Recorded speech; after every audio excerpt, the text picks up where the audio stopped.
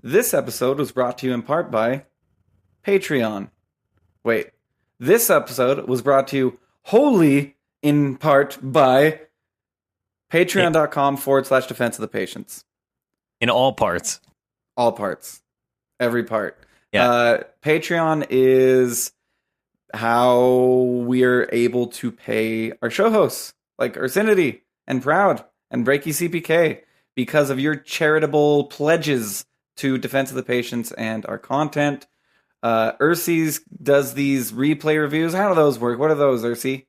It's just me basically pointing out everything you've done wrong in your life over the course of an hour. Sometimes it gets pretty existential and we start talking about your overall life choices, but generally, unless you're Mini Ninja, it's just talking about Dota. So they pay what, $20, and you'll do a replay review of a 230-minute game? I could do 230-minute game, but I will do it at like 9 times speed. Generally, we try to keep games under 90 minutes, and they get put out at some point during the month. Honestly, we're busy people, but yeah, we just talk about Dota, right? And then if you have specifics, people ask me. I do basically any skill bracket that's not higher than mine, because if you're higher than me, I don't know what you would want. And we talk about cosmetics, most importantly, and we judge you based on your equipment.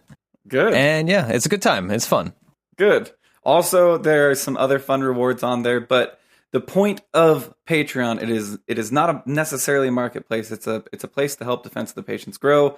Know that TI is coming up. It's paid for, but we want to rent equipment. We want to do all these things. And the money that is going to be spent at the International is coming straight from our Patreon. So I want to thank all of you who pledge, and all of you in the future who may decide to pledge to Defense of the Patients.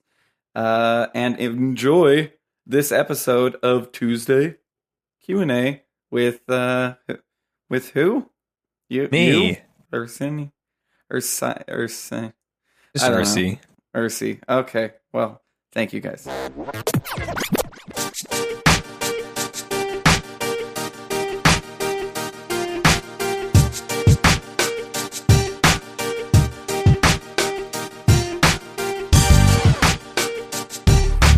Hello all, and welcome to Tuesday Q&A. I'm your host, Roland. With me today, my expert, Ursinity. Ursinity, how are you? Oh, I'm good. I'm exhilarated. Ready to record. Exhilarated. That's one you haven't said. That's good. Well, yeah, I'm generally not exhilarated. It's not an adjective I'd use often, but I had the day off today, much to my surprise, thanks to the holiday.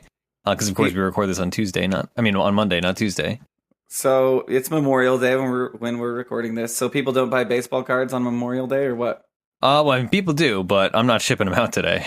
Oh, basically. Okay. Since I work for like a very small business, we don't like follow all like common holidays, especially because like I'm not a holiday person. Like we don't go out and do things on holidays. So I usually work most holidays, but like this morning I texted my boss and I was like, he was like, no, enjoy the holidays. All right, this is one of my rare days off. Wow, that's better than like $1 million to be like, got to play PUBG all day. Played some Dota. So what's going on with this PUBG thing before we get into the meat of the show? Because we're not taking any calls today.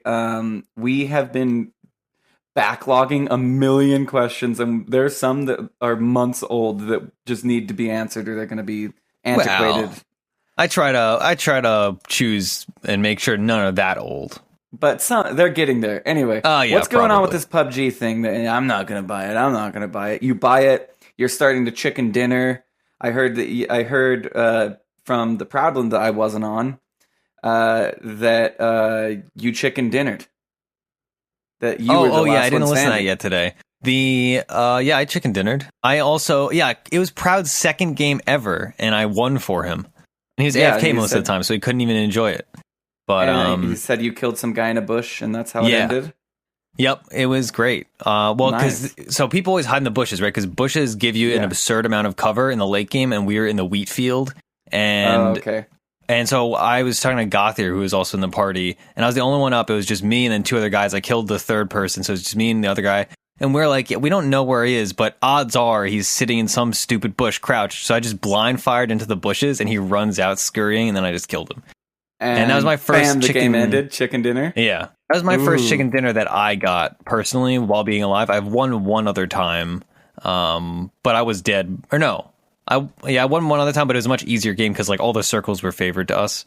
But you got lucky on the RNGesus side of things. Yeah, I mean we played well. Also, we won as a group of 3, which is harder since you obviously don't have a fourth person. Way harder, yeah. But yeah, I've been having a lot of fun with it. And I've never won a solo, but I've gotten far into solos. I got 4th one time. Nice. I won. So I had this like beginner's luck type thing where I bought it, and like maybe the day I bought it or the day after I bought it, I chicken dinnered on a solo. Oh wow! And it was just luck on the circle. It was in Pachinki on the church, on the very top of the church, and the circle just kept shrinking on the church. And I had a silencer for my AK. There's a suppressor for my AK, and I was just hiding in a bush, and people were running up the hill to get to the church in Pachinki, and I was silently picking them off from a bush, and I won, and it was awesome. And I was like, this game's easy, and I've yet to chicken dinner solo, but I've chicken dinnered with I've dual chicken dinnered with my buddy Harry, and then I've squad chicken dinnered with my buddy Harry. I've never chicken dinner with Wivrix, but I played a lot. Anyway, PUBG is a great time. Highly recommend. Expect Defense of the Patience to probably be going in the direction like I've been hinting at of Counter-Strike Go, PUBG. Those two, we will be launching new projects. We're gonna put in the work. We're not just gonna launch it just to launch it. We're gonna make sure that we're ready to launch it. But I know, Ursi, you've talked about wanting to be on a PUBG show. Yes, potentially. Potentially. We'll leave it at that. That's anyway, a cheeky yes. Yes, I know that is a cheeky yes. Anyway, welcome Tuesday Q&A, where we get questions and we answer. Ursi answers them. We get questions and you get answers. Yeah. We get questions, you get answers. Some form of that. I cut Ursi off, and Ursi talks too much in length about Dota. I've had a great day of Dota, so let me just give you my little backstory. What's going on? Make it up to like, I've been hovering around 3K almost exactly, like 30-12, 30-41. So like basically like very close to dropping below 3K. I double down at 30-41. I drop to 29-91. I double down, I win, I go back up to 30-41. I double down, I lose, I go down to 29-91. It resets, and I have 3 more because my battle pass is like level like 600 or whatever. And I have 3 double downs or whatever. I double down again at 29-91 and lose. So I go to 29-41 or something like that. And then I play another game where I'm like, I trust my team and that they'll carry. And I play support and I lose again. So I'm now at like 29-27, I think is what I was at. Today I climbed back up to 29-77. So I won all my games today that I played. I randomed a Slark because we had a team. Hear me out here. Okay, I know you're the one that leaves a 4-star review. I know you're the one that leaves a 4-star review for randoming and ranked. But we had a team where we had the safe lane covered, the mid covered, and the off lane covered. And we had good stuns. We had good team fight, like out of 4 people. And I was like, I'm going to random because it doesn't even matter what I get here. Like if I get like Sven, I'll just jungle him. Like I don't care. I end up getting Slark. We end up doing a tri-lane. It works out really well where like the off-laner turns into a roamer. I do, then we switch it up so it's an aggro tri-lane, off-lane, and then I get my solo safe lane, so I get level 6 super quick. And I decimate the game, randoming a Slark, and it was awesome. Okay. So I don't even want to pick apart how nonsense that strategy is, but we'll move on. It was, well, you can pick it apart. I mean, I just looked at my team and was like, we're set. So like, you're like, all right, my team, no matter what I get, it's going to be good. You're like, okay, so my team comp is good. I'm going to not make it better and make it really good. I'm just going to like do whatever. I'm just going to get whatever Gavin gives me. And they gave me Slark. like most of the heroes in the pool are one of the core roles, ideally, right? I And a lot of heroes can't junk. Oh my god, dude, that's something It else. worked out so well, though. It worked. Your game worked out in spite of that, right? Let's not make the common fallacy of Dota is yeah. I'm not saying like, to random. I'm not saying to random if you feel like you have a team of 4 already that's just perfect. I just was in that, like, I was just like, fuck it, like, I'm just gonna just such an unnecessary gamble. You're like, all right, everything's going perfectly. It's like, and the extra 200 gold meant I started with like PMS and double tango, and then I still, got the stat it's like well later. It's like you're driving somewhere, and I say this again to bring up more weird allegories between you and my dad, in that it's like you're driving somewhere in a car and you're like, all right, I know exactly the way to get there. Everything's going well. We're not hitting traffic. Let's just wing it and take a shortcut. Even though everything's going perfectly, you're like, let's just try. And then, like, either it goes well in spite of that, or like you hit a roadblock and like a down tree, and then suddenly you're not there on time. That's basically like what you've done. Is you're like, all right, everything's going perfectly. Let's just do something different. That is what I did. I can't remember for the life of me. Here, I can't. Dota Buff can though. Dota Buff has a great memory. Yeah, Dota Buff's memory is impeccable. So, okay, so the 4 that we had were Chaos Knight, Jakiro, Pudge, and Queen of Pain. And the Pudge was going to go off lane, and how it ended up working out is it was CK, Jakiro, Pudge as an aggro try, solo safe lane Slark, mid Queen of Pain. So that team comes not even good. You made it sound like you're like, it's right, perfect. We have like it's not even like you had secure lanes. Like, it's not like you had like an off lane Tide Hunter and like a support, like a CM, and a safe lane basic thing like a Juggernaut or a Sven, and a mid, like, whatever. Like, all right, you have Quap, who's a mediocre mid who loses a lot of matchups. You have a safe lane CK that can be hard countered pretty easily. Or just have a crap game and lose, especially because he takes a ton of farm and you're not playing at exactly the top tier MMR.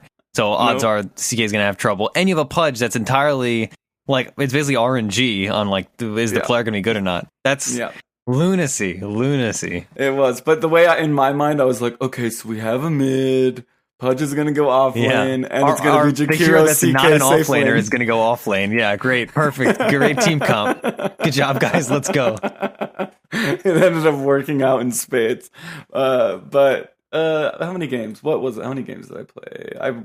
Okay, so I won, and then I won a Morphling game where somebody random drow, and I was like, oh man, there's just not enough ranged cores. I'm sick of it. And then I was like, oh yeah, Morphling's a hero, and then just obliterated.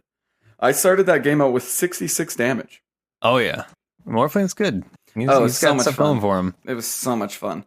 And I had a tri-lane supporting me. I had a CM and CM and Morph are awesome together, regardless, because CM's allowing me to waveform like often, and my only mana regen is in Aquila.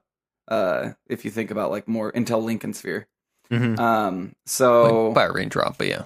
I did end up buying a raindrop in this game because the Night Stalker, there was a Night Stalker, and turns out he's a big pain in the ass for me. Yeah, he's great. Silence for 8 seconds as a Morphling is the worst. The worst. But I made it out as at 12, 10, and 7 with the top net worth of anybody in the game. And I realized, like, oh my god, I forgot. I love this hero, and he's good. He's a good hero. So he was good in this circumstance. It was a drow mid. It was really weird, but we didn't lose, so whatever. It was drow and Quap. And you'd think Dota's been alright for me too. Yeah. Well, yeah. I was finishing mine to ask you how your Dota's been. My Dota's been interrupted with PUBG. I've been playing a ton of that, but I have played like a half dozen, maybe 7 or 8 games. All different heroes. I played a couple OD games. I've been playing a lot of OD. That's been my like go-to. I'm in a stack and I want to win. Except I picked OD, and we had a Morphle on my team coincidentally, and the enemy team last picked Pugna, and it was just like an unplayable game because it's like, all right, like what do I do against this stupid Pugna hero? And the answer is die. Like, you have a BKB, and then you still die, and everyone has blade mails in the build. Anyway, so that was bad. Other than that, though, I've been having easy games. I won a 73-minute game today with in a 5-sec I was playing with, And I was playing LC, and let's see, the game ended at 73 minutes. At 70 minutes, I had 60 dual damage.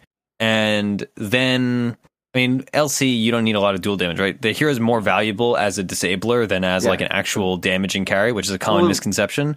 You saw at Kiev the Ghost Scepter Legion, where he would Ghost Scepter and then duel somebody, which was fucking brilliant. First time I'd ever seen it. Just as a, however, how long does duel last? Is it like 5 seconds, 6 seconds? Let's see. It is you're absolutely right. It's a long duel lasts 5.5 seconds at max level, and if you have a scepter, it lasts 8. But I didn't have a scepter. But yeah, so I was super behind. But the thing is, if you're in a long game, all you got to do is wait for the enemy team to throw, and inevitably they will throw, or you'll just lose, right? If you're losing, already. You'll throw. Well, I mean, but if you're already losing, you can't really throw. Yeah, that's true. But we were getting wrecked. Everything was awful. We were like getting massively just ruined. And then their AM bought back and died, and they used both RPs on their guy, and we just killed him. And I dueled the lift, so he couldn't get his stuff off. So I ended the game with like 180 dual damage or whatever. I literally tripled my dual damage in the last like minute of the game. Because you took the talent, you took the dual talent. Yeah, because I was like, there's no way I'm gonna do anything unless I take this talent. And then we just pushed. But so that was my only really exciting game. Other than that, I felt like of course I listened to the Saturday show, and we'll get to questions. I was gonna say, I wanted to give you a chance to defend yourself. Yeah. I suggested I defend myself on this show. Oh, okay. Yeah. Let's hear it. So, just for anybody that didn't listen to the Saturday show, I'm giving Ursi shit for not playing ranked. I'm saying that he's not 5K. Yeah. That is what I said behind. Well, not really behind. I knew you'd listen. It's not behind closed doors. You said to thousands of people on a Saturday show. I said it to thousands of people, sure. But I knew that you would get that we were going to have to eventually record in like 3 days. So, here we are. I've talked about this many times in Discord. I guess you've just missed this. But I'm not a gambler like you are, right? We were actually talking about this between a few other friends of mine. If it comes to like D&D alignments, I'm always like lawful neutral or lawful something, right? Like I'm not one for chaos. I don't like playing ranked unless I have a specific motivation. So historically, if you go back in my profile, you'll see I take months off of ranked very regularly. Like for a very long time, I went years without playing ranked, right? That's why I calibrated at 3,800. It's because I don't play ranked unless I have specific motivations. Like initially, I calibrated because I wanted to prove to somebody that I was better than them, and I very easily did that because I just calibrated. I was like, hey, you're like 30, whatever, and I'm 38, so suck it. And then eventually I was like, all right, well, I should hit 4K for, street cred. So I hit 4K, and then I took a time off ranked, and I said, all right, I should hit 45. Then I got to 45, et cetera, et cetera. And then we did the race to 5K, which is why I went to 5K. And so those were all specific motivations. I did get there first. Yep. Yeah. And the by thing like is, 20 minutes, which is insane that it would even come down to like that close. But you did get there first, technically. Yeah, and Proud and I are absolute complete opposites with this, and you're also my opposite with this. In that I am definitely firmly in the camp that I play ranked when I feel like I'm playing better than myself, right? So that's why I play it every few months, because I know, like, all right, I have improved at Dota over the last few months or over the last whatever. And then I go back to ranked, and that's why my ranked win rate is like 65% or something. What is it? Actually, they don't show ranked solo win rate, but I maintain like a 60 plus or higher percent win rate in ranked. Yeah, I have a 60% win rate in ranked. That's only in the recent things. Anyway, regardless, I play ranked and I have a high win rate because I play it so randomly. 50. Better than 50. Yeah. And that's why like my climb to 5K was I maintained a very high win rate because I knew, I knew I had gotten to that point, and that's when I started climbing instead of trying to aimlessly climb beforehand and then fluctuating drastically. So that's basically, like, I've always done that, right? This is not a new thing since I hit 5K. This has been a thing that I've done for literally my entire Dota career since they announced ranked. Okay, well, I am officially starting the rivalry for you and Proud, first one to 6K then. So okay, well, Proud needs to catch up then. What do you mean? Proud needs to catch up. He's not at 5K? I don't know. He fluctuates so drastically, but I know recently he wasn't. He wasn't far away from it. How much lower? I don't know. 49 or like 47? Yeah, he was close. He's close, but he fluctuates drastically because, like we always talk about, Pratt and I have the opposite mentality. Like Pratt only plays ranked basically, and so he's close to 5K again. But like you were talking about, where like Pratt has been 5,200, but Pratt has also been sub 5K. Like that's just because he just plays a lot, right? Naturally, like you're talking about how if you could fluctuate hundreds of points in a series of days, and 150. Like realistically, say I've played 13 games in a day before, like a 13 to 14 games in a day of ranked. With this double down, that's 150 on 3 of them, and then 250 on the other 10. So yeah, I could fluctuate plus or minus 400 in one day, like if I really put my mind to it. Especially with this new double down thing, like realistically.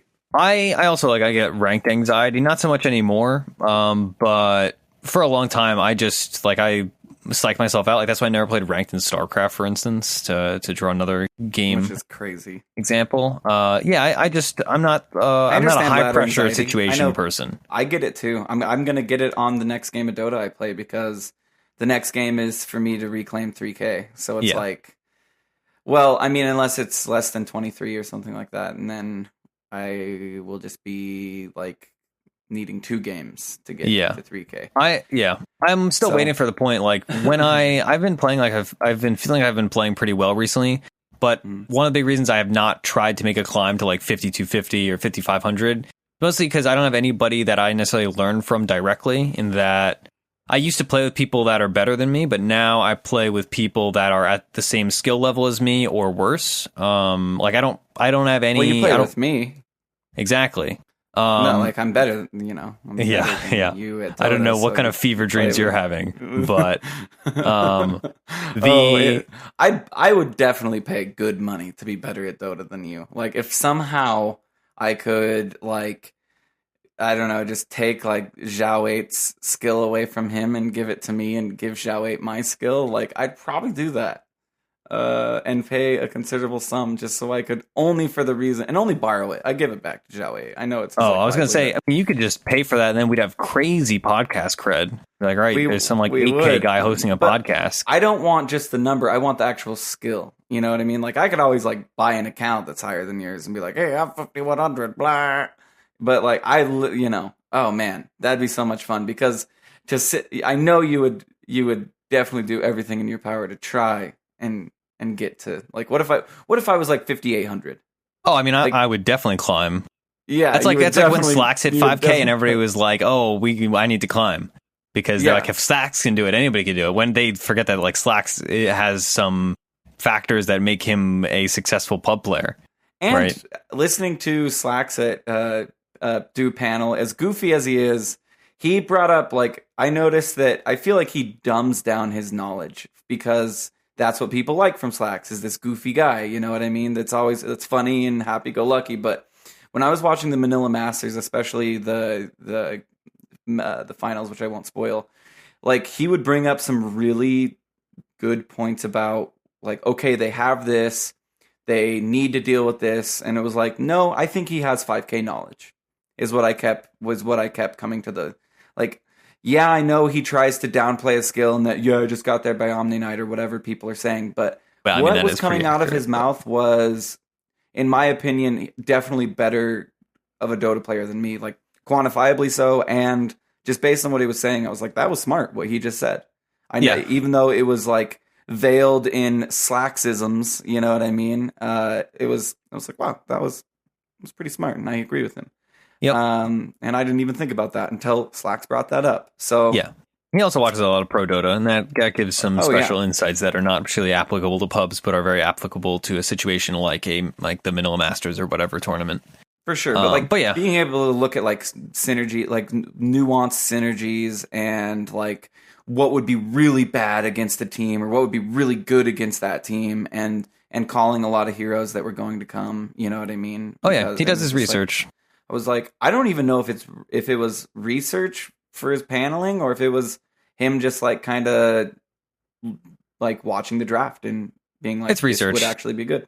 He usually posts pictures of himself getting on like the plane flight with like a booklet of stuff he's going to study. I guess they all research, but Slacks comes across as this like, you know, cavalier, you know, I'm in it for the memes type thing, and it's less than I thought it was. Anyway, let's get to some questions. Let's move on. All right, so we should do Professor Dr. Joe. Yes. First question. Question for the Q&A. Do you think that the skill of MMR ranked has evolved over time? For example, the older that Dota 2 gets, the more skill the entire player base will have. Therefore, I suspect there was a time when 3K MMR was more like 2K MMR now, for example. So, I would say the opposite. Yeah, I was going to say the exact opposite. Yeah. I was going to say that 2K is now 1K, and... No, like, what?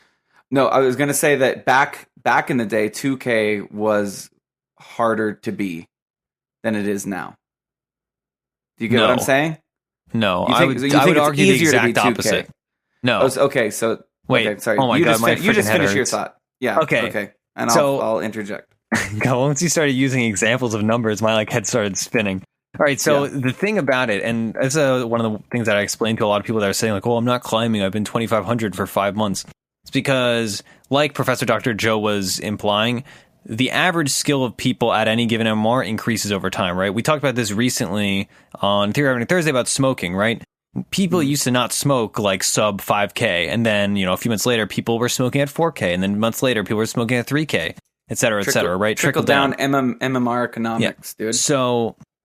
So gradually, the people at every MMR are improving. That's why people stay at the same MMR, right? Because if you're a 2,500 player and 2,500, and you stay at MMR for a year, that just means you're improving at the common level of everybody at 2,500. Common denominator, yeah. Yeah. The people are just getting better, right? That's why people, a lot of times they'll bring up like Dota 1. Like pros in Dota 1 were proportionally not very good at the game to like even a 4K player now. Because there was just less figured out about the game because there was less, less everything, right? So the player base has gradually improved, right? And that's why those people that were pro at Dota 1, they improved at the margin, and they're pro players now or whatever. So yes, the gradually people improve. And that's why, 3K now is, 4K from 2 years ago, let's say. Or 3K now, that's probably an exaggeration. But 3K now could have been like 3,500 from a year ago, right? Because people are just generally improving. I thought you were saying that people are getting worse and that it's easier to get to MMRs. No. I was saying that I feel like if, say, you took my current skill level right now, but transported me back to when I first started playing Dota, which was like TI4 times, that I would be a 2K player. No. You would be like a 4K player. Okay. Then I guess we do. I guess I agree. I feel like 2K is more contested now than it was then. I feel like it's harder to be 2K now than it was during TI4, is I guess what I'm getting at. I feel like, you know what I mean? Like, I feel like 2K is better now than it was back when you were playing at TI4. Yeah, I feel like, and I feel like, for instance, like I feel like StarCraft 2, when they released, the only way I can really compare this is StarCraft 2, most of the player base sat in gold.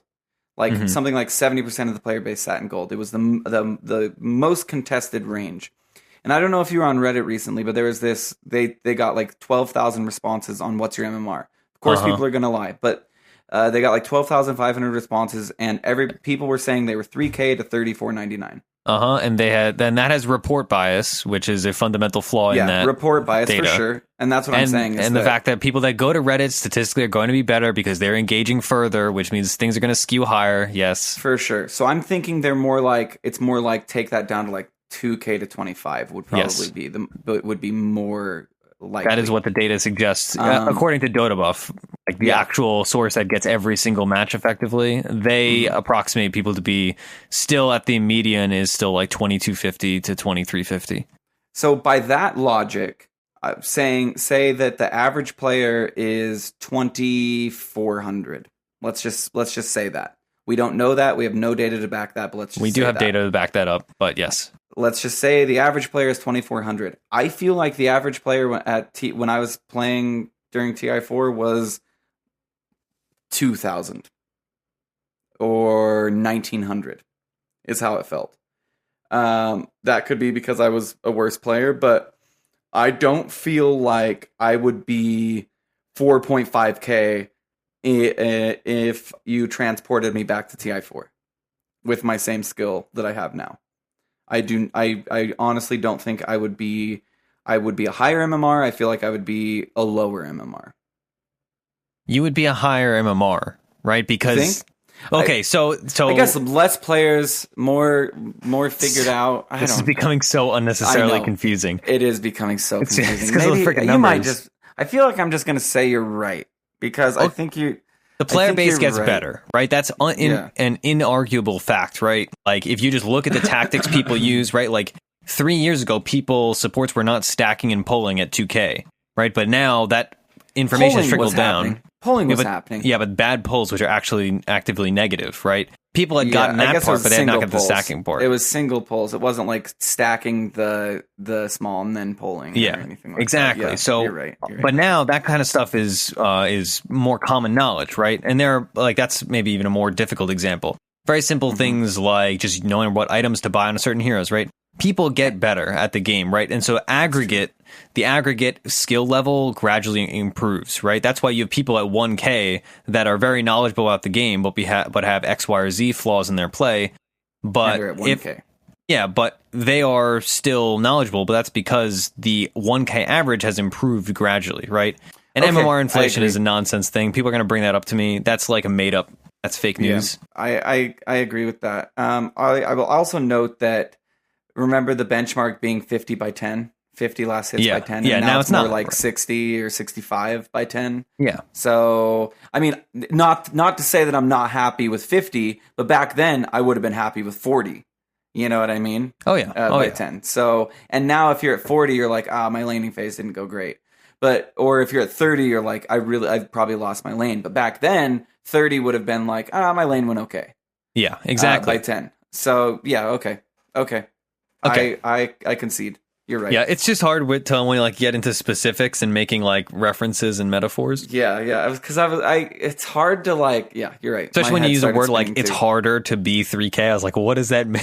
What does that mean? Yeah. Okay. Yes, people are getting better overall. It's trending higher. And I will say, holy shit, did I notice the difference when I started getting into very high skill. I will say that much, that like that last 200 MMR was fucking like clawing, trying to pull myself out of a pit, dude, to get to 4K. So like I'm playing leisurely right now, Ursi. Like I'm not. I know. Like, I watched the stream. Like I play leisurely. When I was doing that climb, like it was fucking serious. I made sure that I only played when I was feeling well. Feeling ready. I would even go into demo mode, and instead of doing a normal, I just do like demo for like a half an hour and like last hit, and just make sure that like I was feeling mechanically reset. You know what I mean? All these things are exactly what I do, and that's why I maintain such a high win rate in ranked. Yeah. So anyway, how are we going to answer this question then? For example, the older that Dota 2 gets, more skin. But how I still am confused. Okay, so we already agreed, right? People are gradually getting better, and that's how it goes, right? So 3K now is better than 3K a year ago, right? So opposite of what this guy of what Professor Dr. Joe is saying. Because he's saying, do you think that the skill of MMR ranks has evolved over time? For example, the older that Dota 2 gets, the more skill the entire player base will see. I suspect that there was a time when 3K MMR was more like 2K MMR now. For example. I agree with his first two sentences. We don't need to when agree the or disagree. numbers We're get clarifying. in here, Screw the numbers, all right? I think we agree with you, Dr. Joe. I think people are getting better. Yes. The average skill of any given MMR is better now than it was 5 years ago, and is better now than it was 2 years ago, etc., etc. People are getting better. Okay. Perfect. Okay. All right, Ursi, let's move on. Next question from Father Nicolo. I hope that's an official father and not just some weird, like, He demands to be called father thing. That would be crazy if isn't that like a priest? A father? Isn't that like a priest? Yes, it's a priest. Isn't that like okay. Go ahead. Okay. How do you feel about hybrid? I've had great fun supporting him with his I've had great fun supporting as him with his regular ult and hybrid. I always feel like I can contribute. Feels kind of solid to me at 3,700 MRs. Help me. Why am I wrong? What is hybrid? Is that a Han term? How do you feel about hybrid? I've had great fun supporting as him. This guy's got the wrong hybrid. I'm just gonna type in hybrid League of Legends and see if that comes up. Nope. I'm gonna type in hybrid Han. I assume he means Morphling. Well, supporting with him a lot. Yeah, Morphling support. It's legit. I'm going to talk about Morphling, whether this question's about Morphling or not. Hybrid MOBA hero. Yeah, I assume he's getting in Ags, and he's using the skill hybrid. Yeah. Okay, so Morphling is good. I don't think his Ags is good unless you're in hyper-specific situations, like with a Chaos Knight on your team. But I do, or like a Terrorblade. Chaos Knight's not a good example, actually. PL's another good one. Morphling support is legit, though, if you can lane it. Its problem is that it cannot harass people out of lane, and you need like a couple items. You need like Tranquils and a Soul Ring to be effective. But if you can swing it, I think it's legit. It's good. It's really hard to die. It is an incredibly tanky hero. Because you're all strength. You're all strength, and you get that 4.25 second stun. Yeah. Well, usually you're all strength. It depends if you need armor or not. Because sometimes you have like negative EHP if you shift too far into strength because you go down to like 0 armor. So be wary of that. But it's strong. I like it. I'm a big fan of Morphling in general. We're actually just talking about Morphling. And Morphling support is good. It does take a learning curve. It's not one of those heroes you could just jump in and figure out. You have to like do some research before you do it. Otherwise, you'll just feed. But it's cool. I like it. I got wrecked. So in one of our 82L games, and this is way early on. This is probably a year into me playing Dota or less. There's a Morphling off lane. And Andrew, Wazoo, being our safe lane, is like, yeah, there's a Morphling. And we just like, what noobs? Like, for one, no one plays that hero, and they play it in the safe lane. And then we lost our asses because it was the 4.25 second stun. Oh, yeah. And then also, I have another story of wrecking with support Morphling where we had an Ember Spirit on our team, and it was like a super late game scenario where I got nags and I was using Sleight of Fist. So we had 2 Sleight of Fists going on because I hybrided Ember Spirit, and that's not his ultimate. And when you hybrid somebody on Morphling, you can use every skill that they have except for their ultimate. So really the good heroes to hybrid would be like Terrorblade, I guess, and Ember Spirit, right? Like the heroes whose ultimates, whose really good abilities are not their ultimates necessarily. Yeah. So, and we ended up holding and winning the game because of me buying an Aghanims on Morphling and hybriding the Ember Spirit. I didn't have his damage, of course. I had my damage, but it was still enough to... It was crazy because it's like... And then Ember... It was really cool. Yeah, it's good. It's just one of those things where it's hard to fit in the build. You usually just build a bunch of utility items on him. Definitely build us like a Solar Crust, etc. I don't... It was a while ago when I even played this Morphling game, but I feel like I had like Tranquils, like you were saying. I don't know if I even went Soul Ring. Probably like Tranquils. I think Blink. I think I bought a Blink because it was like just to make sure you can get in range. Even though it's not hard for Adaptive Strike to hit because it has such a long range. Yeah, and you can cast it while you're wave forming. Yep, and you can cast it while you're wave forming. So basically, if you're going to do the support morph, all your damage comes from waveform, and pretty much none of it comes from Adaptive Strike because the damage from Adaptive Strike comes from the agility side. The stun from Adaptive Strike comes from the strength side. So yep. Basically, you don't deal damage unless you have a really good ult on somebody that has one of those effectiveness. And don't worry about the Ags, but I mean, it's okay. Honestly, I like it. It just You just have to stay on the wrong edges. game. That's the key. Whenever I've played it, you have to be like skirting the edges and just constantly stunning people. It's not like one of those supports where you're like coming into the middle of a fight and really fighting. You just kind of hang out on the periphery and throw absurdly long stuns periodically. So yeah, hopefully you were talking about Morphling. If not, we got to learn something about Morphling anyway. Yeah. Okay. Next one, Ursinity. Chrono Zeal, 4014 MMR. Which hero do you guys hate the most to see picked on your team and why? If the answer is techies, choose a second hero. My choice is Huskar because my loss rate is seemingly 100% every time my allies pick him. So, allied hero you hate. On your team and why? So, I'm going to choose another hero, but I'm going to go ahead and put this in honorable mention, Legion Commander. Really? I hate that. Yeah, because it's always jungle. That's true. That's true. It's always jungle, and it's never competent, and they have a blade mail, but they don't activate it before they duel. It's literally garbage. Yeah.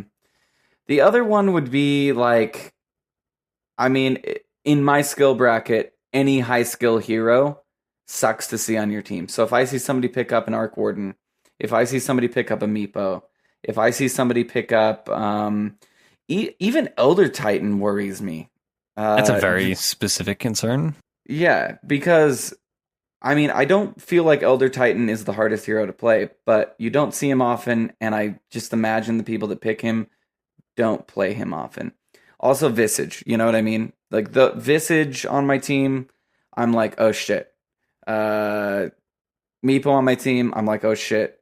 And Elder Titan, I get that same feeling with Elder Titan, because I just feel like they miss their stomps, they don't know what natural order does, They throw out their ult and don't realize it takes like 9 seconds to actually go off. Yeah. I may be making some wide sweeping generalizations and maybe potentially offending people with my hero/heroes. The ones I hate to see on my team are Tinker and Storm Spirit, not because of the hero, but because of the type of person that picks that hero. Yeah. And without fail, they are a scumbag. I shouldn't say without fail, but the vast majority of the time somebody picks Tinker and Storm Spirit, and if we lose, they are flaming everybody. And if we win, they're yelling easy. So am I half a scumbag then? Because I don't play Tinker, but I play Storm Spirit. Yeah, it's like a common denominator. Half a scumbag? Yeah, it's like you have bad days, basically. I don't ever do easy or flame my teammates, but I play Storm Spirit. Yeah, but you play a style of Dota that is very fitting of a Storm Spirit picker. I'll say that. So yeah, what, like the all in, you style? You farm unnecessarily. You don't look at other people's items. This is. Man, I haven't actually brought this up on a show, but I've been watching your streams, Roland, and I don't like to click on other people. I don't like to backseat game, but if you watch, it's maybe like the biggest thing I notice when I watch player perspective of lower MAR players or just watch lower MAR players stream or whatever. They don't click on other people. Clicking on other people is so valuable. You lose so many lanes because you don't look at the other person and say, "Oh, they have extra regen," and then you're just screwed. Yeah. Or like you don't look at somebody and then you're like, oh, well, I didn't know they had a Yules. Well, you had that information available to you for the last 15 minutes of the game. You just never clicked anybody. It's infuriating. I will say when I'm playing anti-mage, I'm doing it like overly. Like I'm doing it like, oh my god, I've got 30 seconds till mana void, gonna start clicking on people. Yeah, I mean, that's good. And then or like the whole before the deny mechanics came in 7.05, like Shadow Fiend, I would deny like crazy up until the end of the game. Even though it was like, dude, you've got full souls, you don't have to keep denying, like it's fine, nobody's even around. It's kind of like when you're on a hero that it requires you to do it, like you overdo it. But no, I completely agree. Lately, like today I was making sure that Brewmaster and Lich didn't have enough mana to Q or slam the ground as Brewmaster against my Sark. So I was clicking on them and watching their mana to make sure that they couldn't. Like I was like, God damn, he's done this so many times. Can he do it again? I was like, nope. And then I would pounce him. You know what I mean? So yeah. I mean, I don't do it enough though. You're positively right. I don't do it enough. Especially it's just like another thing. Just like another thing I have to do. In this exactly. Game where I have to do like all these things already. Just so many things always. Get used to So, it. There's always I more know. things to do. I know. I know. So yeah, that's my answer. And if we're talking about like actual hero disregarding the players, Puck, because Puck players are finicky. If they're good, they can't close the game. If they're bad, they're bad. So I don't like seeing Puck on my team. Yeah. God, I feel like there's one hero that I'm like missing where it's like, just. Yeah, honestly, it's like half the heroes in the pool. It's like Chen too. Like if I see a Chen, I'm like, yeah, okay, it might go well for the first like 10 minutes, but this game's gonna be hard. You're like an Enchantress. I mean? Yeah, I agree with you there. Or Tusk. God, Tusk sucks. Yeah, Tusk, or somebody who randoms any of those heroes that I've mentioned. Then I'm like, oh, you fuckers. So yeah. All right. Let's Next move question. on. Aw shucks. Aw shucks. That's a clever name. 2400 MMR. Given that the game is balanced around high MMR / pro players, it stands to reason that certain mechanics, heroes, items, and abilities are wildly out of whack for lower MMR players. The first one we all encountered was invisibility. At sub 2k, a Riki or Shadowblade Slark is basically guaranteed to run on the map, but eventually players figure out how detection works and some measure of balance is restored. From 2k to 3k, it seems that PA is a similar conundrum. Not sure what comes next. It still is PA and Slark, let's be honest. It's a lot of Invoker, too. Meta notwithstanding, can you guys rack your brains for some gaping holes in player knowledge at lower MMRs that we can use / abuse to get up there? I'm looking for big, specific holes, not things like understanding creep aggro or taking advantage of power spikes that are more nuanced and hero-specific. Thanks, keep up the good work. All right, so we actually just went over one that was pretty specific. It's pretty overall useful in that clicking over enemy heroes, that's something people do not do nearly enough. Do it all the time, especially in a laning matchup. You need to know what your enemy has so that you can lane against him or her effectively. That's one. Yeah, what about you, Roland? What's one that you can think of? One that I can think of, and I mean, I know that you mentioned it in the 2 to 2K, a Riki or Shadowblade or a Slark basically ruins your life, but when 7.0 first came out, Weaver had this big resurgence. Oh, yeah. And Blightstone with that side shop. Yeah, Blightstone, side shop. Weaver was just Weaver would just ruin your life. And so I was playing a lot of Lich. That's what I climbed with, and I talked about this on Saturday, but I would literally spend every damn gold piece that I had on sentries, and I would put them everywhere. And I was like, I basically sacked every item that I would have got as Lich, other than like Tranquils, and maybe trying to build Tour de Force staff for sentries. Yeah, for like a Weaver. Like, I know how bad it sucks to be like, oh God, I'm just getting no gold, and like I really want to get to my next item, but I was not interested in getting to my next item. I was interested in winning the game. And when you get that mentality over the next item mentality, I would have games where I was spending. This is back when you couldn't buy sentries individually. I was spending, I think at the end of the 200 game, gold per. Yeah, but I mean, in the whole game, I would be spending 4,000 to 5,000 gold on sentries. Yeah. So, and that would be like I would put a sentry on an enemy tower if we were pushing it. Yeah, knowing that sentry was probably going to get killed by the tower unless we killed the tower. Just so that while we were pushing that tower, Weaver couldn't hide under tower invis or something like that. And this also, I feel like you got to do this with like fast invis heroes, like the fast invis, like Clinks and Weaver. Yeah. Which I had to deal with a lot of Clinks too. Level 20 Windrunner now. Yeah, level 20 Windrunner now too. Was just buying so many sentries that it was just absurd. Where they'd be like, dude, you have 11 sentries in your inventory. And I'd be like, I know, and guess what? Weaver's going to die like 5 times because of that. I'm basically sacking my gold, playing like poorer than PPD, to make sure that my safe lane Sven can stun the Weaver or can harass the Weaver out or can see which way the Weaver's coming from. And just focusing really like vision. I feel like that's where like I really started to shine, was not only sentries but observers as well, making sure that the second an observer was ready, it was up and placed as soon as it could be. Like it was on the courier to me placed. It wasn't sitting in my inventory. It wasn't doing anything like that. It was placed. That's fair. Yeah, Intel, you're right? basically bringing up a point that I would also bring up, is that one of the big gaping holes that I see at lower Mars is support play in general is weak, and I think it's also one of the big roots where people are like, oh, I can't climb out of blank MMR by supporting. It's because people don't know how to support, and they overestimate the role certain stereotypical things take in support. So like warding, a lot of people I see, they think like, oh, well, I was a support, I bought wards. Well, supporting is not buying wards. Supporting includes buying wards, but supporting is a whole kit and caboodle of a variety of different things, right?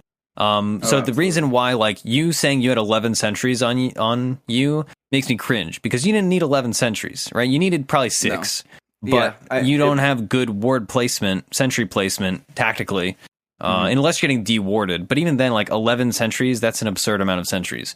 It was, and people would give me shit for it, and it probably was the wrong move, but it's more like, right than it is wrong, but it is still incrementally wrong. It was probably too many, but like that's how I was just trying to paint the picture of like that's how far I'd go to shut a hero down. That was I even see that mess with us. Like I plenty of games, like you see people now, like, I just have 8 sentries. Like, well, I mean, we're pushing a tier 1. Like, you literally could not use 8 sentries right now. And so that's one thing I would definitely look at. Of course, like later in the game, it was like when we say all the outer towers were taken, I would have 11 sentries if we were going to do a mid push. And it would be like, there's a sentry, 10 seconds later, there's a sentry, 10 seconds later, there's a sentry, and then just ward that entire fucking lane. So if Weaver, he would go from one sentry to another sentry, and he was not going to get away. And then if he time lapsed, he was going to go right back under vision again. Yeah, but you don't need that. I know, a gem and dust, but my problem you don't need a gem or dust. Like, you can so people you just have to predict movement patterns, right? That's how sentries work. That's why I'm saying, like, you can get the effectiveness of 6 sentries out of 3 well-placed sentries. And that's one of the big reasons why, like, people are like, oh, I play support, I'm so poor. Well, nowadays there's so much gold on the map. If you're playing support, even 5 slots, solo support, buying everything, you still get items. Unless you're losing horribly, you still get plenty of items. It's just people waste money because they think, oh, well, I'm playing support, so I have to be poor. It's you don't need to buy too many things. You want to buy the appropriate amount and use them well. So that's why you'll see, at higher MMRs, if somebody says, all right, we're going to make a push, instead of bringing 5 sentries to lane, they say, all right, I know I'm going to need 3 sentries. They buy 3 sentries, and then they have, 200 reliable gold towards their mana boots, or 200 towards whatever. So that's something that I think is a really big gaping hole, is that people think support play means they should be super poor, when in actuality they don't need to be super poor. They just need to spend their money more efficiently because they have less of it. Yeah. I didn't think I needed to be super poor. I just was super poor. I'll also say that you find it acceptable to be super poor. It's really not acceptable. I found it acceptable. Yeah. I also found it that every game I wanted a force staff. Every fucking game. Yeah, the proud mentality. Well, dude, it literally, I promise you, every game of Dota you play, if you have a force staff, you will find a situation where it either saves your life or saves a teammate's life. Oh, yeah. Or secures a kill. Or gets a kill. Every single game you buy a force staff, I promise you, you will find an opportunity to use it to save somebody, save yourself, or get a kill. And that's worth $22.50 gold.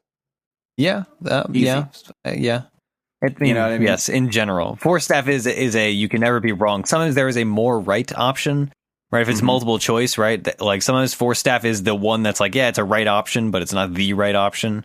Clockwork force staff. Clockwork force staff. But sometimes, maybe Glimmer Cape may be the more appropriate option. Or like a Blink, right? If you're playing... if you're playing Lion, right, force staff is not going to be as effective because you need to blink in with your 0 cast point hex and start things off. Whereas a force staff, they see you coming and then they blink. But yes, in general, force staff is huge value. And the heroes I was playing, which was like Venge and Lich, it was great because I, being able to swap somebody in and then force staff myself back in, that type of thing. So I became a very good friend of the force staff. All right, let's burn through another few questions at least. All right, from Migs, you could swap a hero from range to melee or vice versa. Which hero and why? Not like Troll or TB, but like BH had range or Arc Warden was melee. Okay, So ranged hero becomes melee, melee hero becomes ranged. And what would be best suited for that? I think that let's just go ahead and make Templar Assassin. Melee. Yeah. Echo Saber TA. Yeah, let's just go ahead and make her that. I mean, I'd be into it. That'd be cool. The thing is her W would still only proc once, even if you had an Echo Saber. It's not like you're getting double the value with an Echo Saber if she were melee, right? But if you pre-refraction, you're instantly getting 160 damage instead of getting 80. Yeah, for sure.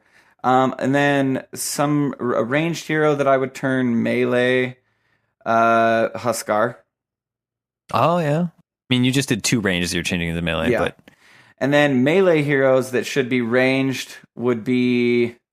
I feel like Beastmaster could just throw axes instead of, instead of having to walk up and axe people.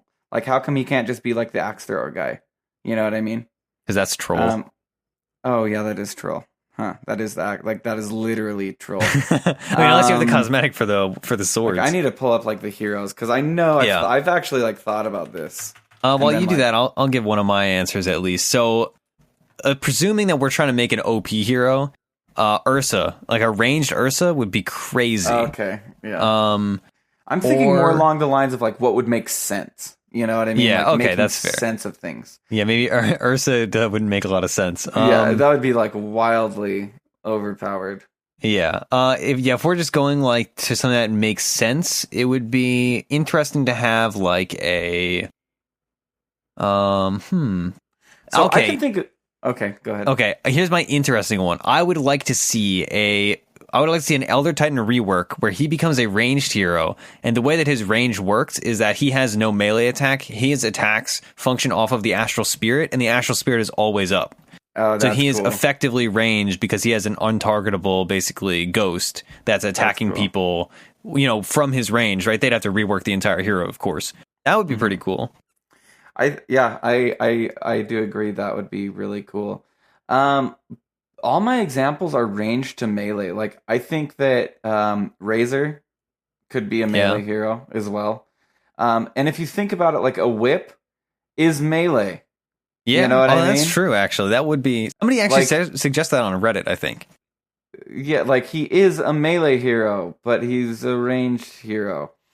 I guess ranged hero that could be melee would be like Bat Rider, like swooping on his bat and then like grabbing you or something. Yeah. I don't know, he already kind of does that. It's a lot easier to take range to melee than melee to range, in my opinion, because I'm looking at the whole list here and I'm like, yeah, they all pretty much make sense. Or like for melee to range, you can make a PA that is all daggers. Yeah. Or like Phantom Lancer, just make his lance like Monkey King range, but make him count as a ranged hero. But yeah, like just make Monkey King a ranged hero. Yeah. that makes it fair. Okay. How about so for my range to melee, I'd say make Io or Wisp into a melee hero and make it so he has to glom onto people and like soak their life force away. He's like a what do they call him? A leech? Like he just like leeches onto somebody and they're like, get off me, Io! And he's like, no, I'm sucking your energy. Yeah. Okay, I could see that. I think that's cool. Like, what if? Oh my god, yeah, okay. But that's another range to melee. We need a melee to range. Yeah, I said Elder Titan. Elder Titan, but again, both might require like entire reworks of the hero. Yeah, without complete, like I cannot think of a single melee hero that maybe should be ranged. Maybe like give Sven a longer sword. Or like Spectre uses like a ghostly blade, you know what I mean, that is technically ranged, and give Spectre range or something like that, where like Spectre attacks with like a spectral dagger, literally, like a dagger that literally is like, I don't know, in D&D, you know how you can like control item, like something like that is what I'm thinking here. I think we gave some good answers. I think so. It's just the melee to ranged is really hard. Because it's like, who? Like, I guess Timbersaw could just be ranged, and I guess, like, instead of him hooking to a tree, like if you hit somebody with your hook shot, like your timber chain, Like he would just shoot his hand out over and over again. He would just shoot his timber chain out to hit people, right? And then you'd get like a ton of attack speed on him, and he'd look like a crazy person. He just ching ching ching ching ching.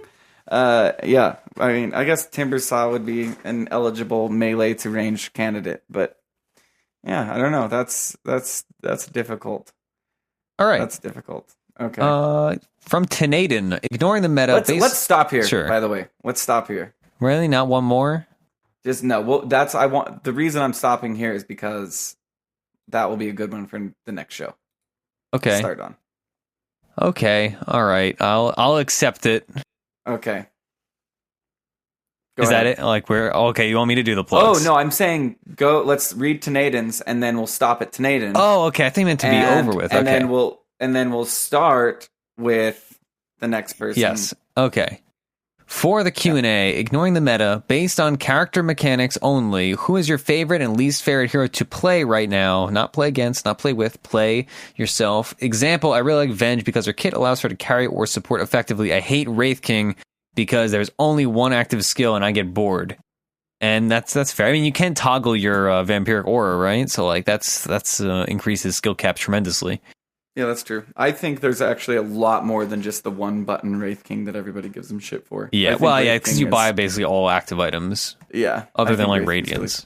Really fun. Yeah, you go ahead, Ursi.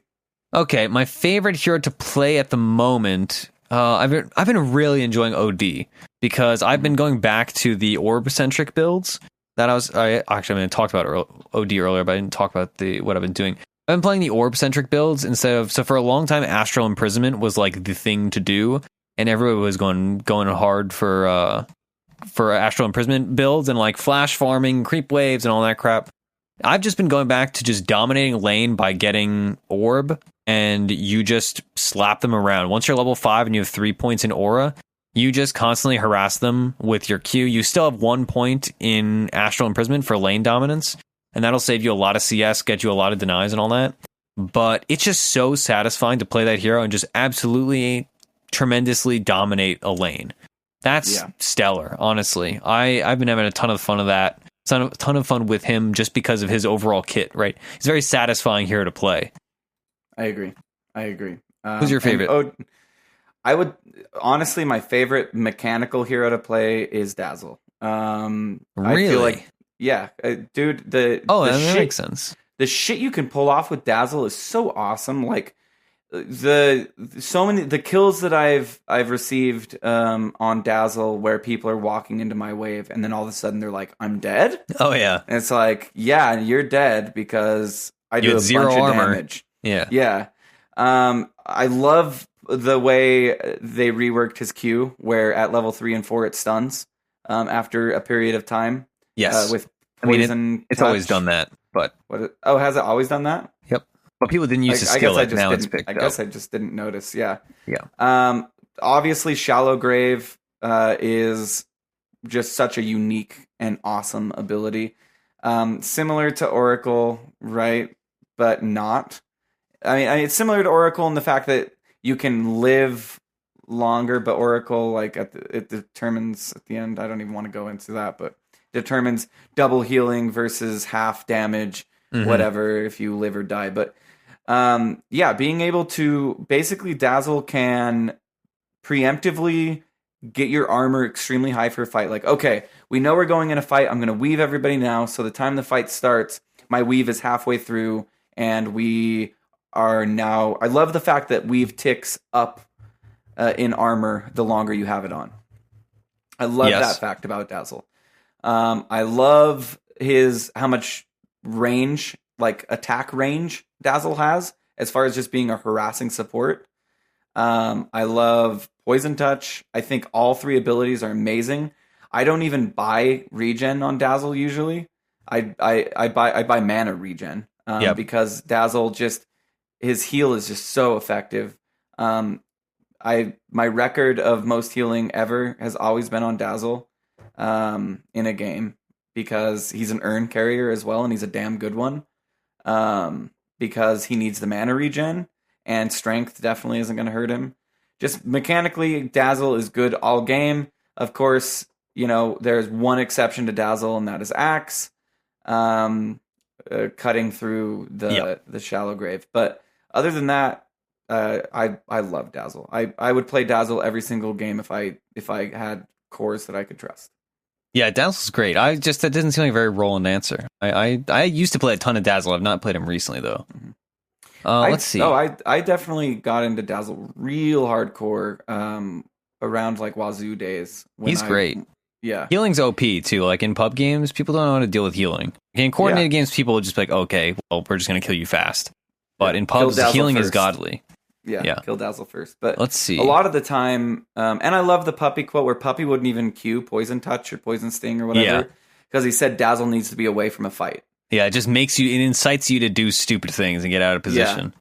And he's like, for me to train on Dazzle, I wasn't even skilling. This is back when you could skill stats, if we can recall that time, over taking a skill. So the glory days of AM. The glory days of Dota. Yeah. So I love Dazzle. I love being able to heal somebody, then earn them, and then grieves them, and the whole team is just ready to, like, we can take a fight at their tier 3, we can back off to the steps, I can heal everyone up to full, and then we can go back again.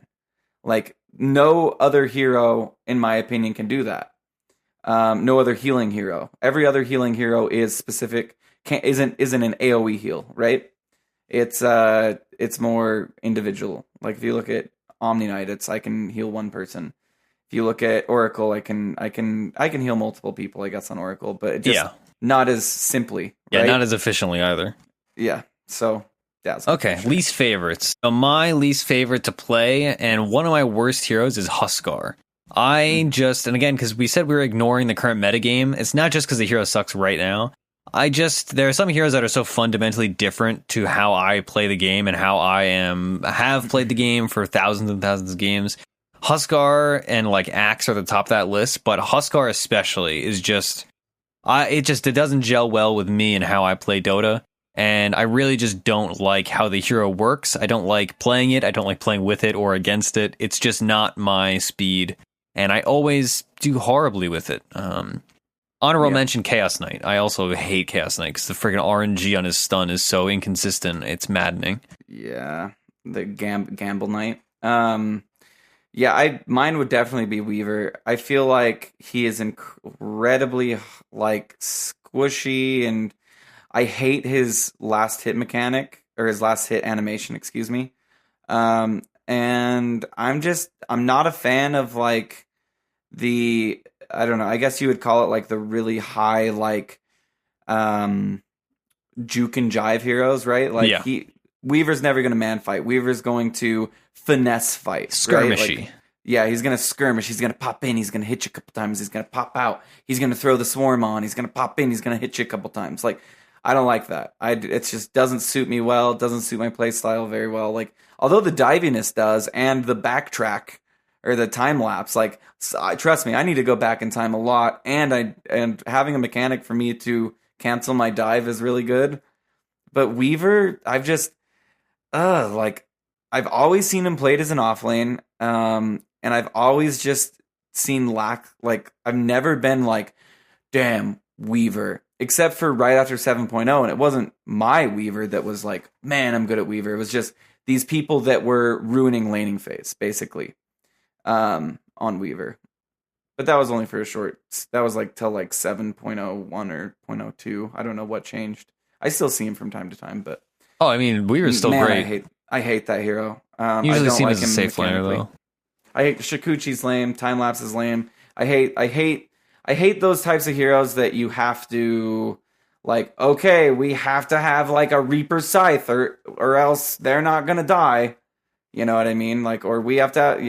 It's kind of like probably why you hate Storm Spirit and stuff, because Weaver's just gonna get away because he's a slippery little bug. So I just don't like him. I hate Storm Spirit. In short, while we close this question out before we go into the plugs, my opposition to Storm Spirit as a hero fundamentally is his potential and his ability to do things that no other hero can do, and do them easily. Like, it is so absurd that Storm Spirit can like have a good game, and it's like, okay, well, he had a good game, so therefore He has the ability to go across the entire map effectively in split seconds and deal damage while doing it, and it's just nonsense. Like, it is honestly just absurd that the hero's potential to do stupid things. Like, he can dodge an ability, he can dodge an absurd amount of abilities because of his ultimate. He can even dodge those things while spending 70 mana, right? Like the shortest range zip you can do. It takes skill.